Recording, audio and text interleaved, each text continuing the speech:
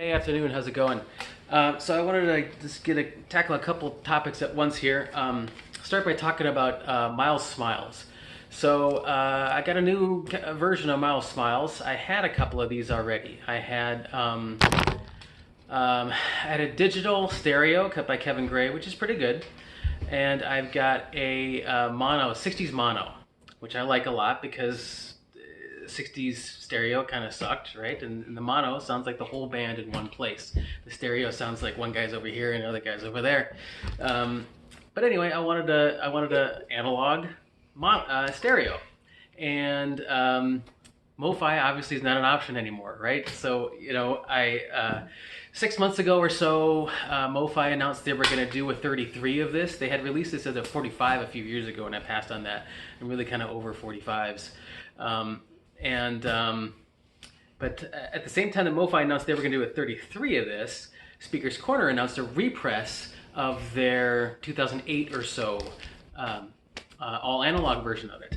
And for some strange reason, all of a sudden the Mofi seemed a lot less interesting. Like the Mofi Miles Davis stuff sounds awesome, but I am more interested in an all analog version than a known DSD version. And so I went looking for this, and this is not cheap. And I started looking around for options on where to get it, and I stumbled upon hhv.de, so a German outlet, and basically because of the dollar improving versus the euro, or maybe it's the euro crashing, whatever it is, they're like 1-to-1 now. And for years and years and years, the euro had been more valuable compared to the dollar. And so that helps a lot in making stuff cheaper for people in the United States. And then also, HHV doesn't charge value-added tax for international orders. So those two things combine to make these $30 a piece, and then with shipping, they're $36 a piece. So I got Miles Smiles, I got Transformer, and I got Free Jazz. Right, so when I ordered 3 records, it was $18 shipping. So $6 a piece shipping makes it $36. And so yeah, so it can be just kind of surprising. I hadn't really anticipated that.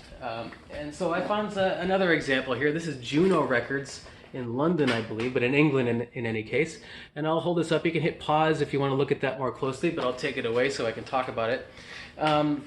Which is, there's that Wire record store day from this year, which is demos from the 70s.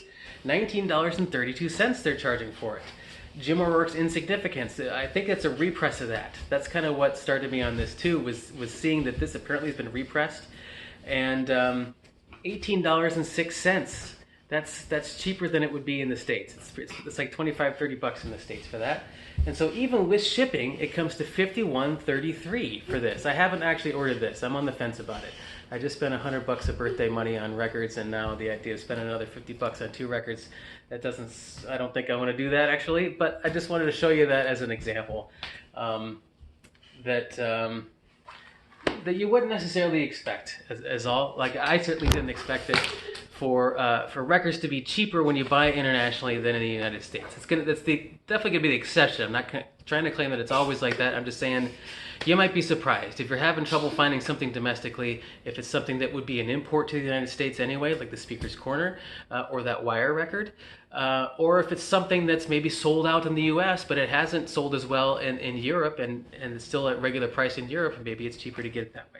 Anyway, just thought I'd point that out in the context of me looking for other options for stuff that I was previously considering for Mofi, but I'm no longer considering. I'm not boycotting them or anything. And I'm nowhere near as mad at them as other people have been. Several people wrote in upset at how not upset I was about this whole thing.